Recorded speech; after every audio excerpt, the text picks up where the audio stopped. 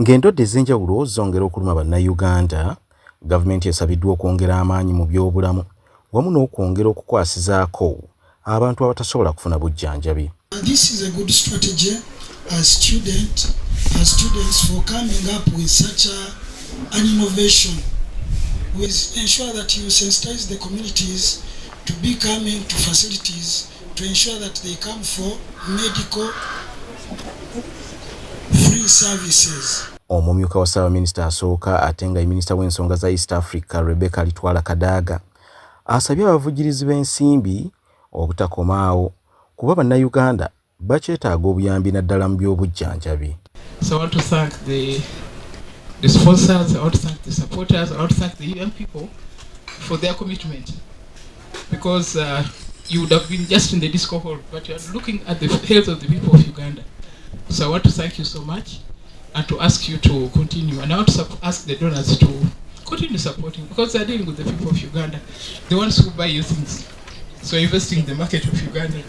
So please support him and support the Ankole Health Association. Fred Mwesigye nga yakulidde enteekateeka z'olusiisira luno asabye gavumenti okubayamba mu ngeri ezitali zimu okulaba nga bannayuganda bonna batuusibwako obujjanjabi. Nsaba gavumenti kwongera bashaho omu marwariro gaitu ga gavumenti ahakuba tushangire nga abashaho bitu ni bake.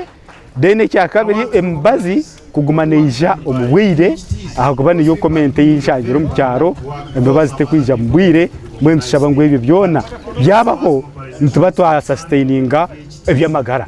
Regan Tweheyo nga ye president wa Ankole Health Student Association e Mulago annyonnyodde omulamwa lwaki batongoza alipoota eyava mu lusiisira lw'ebyobulamu olwamala ennaku ebbiri mu bitundu by'embalala.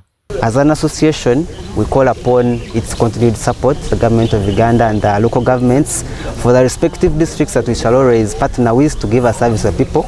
We call upon their continued support and advancement of most of these health center tools to health center 3s, because we find we are in a town council and they have a health center 2 which should be advanced to health center 3. So we call upon the government of Uganda and the Ministry of Health to look into our reports and see on how we shall going to extend better services to the people of Uganda.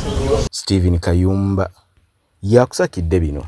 This event symbolizes more than just the release of this report.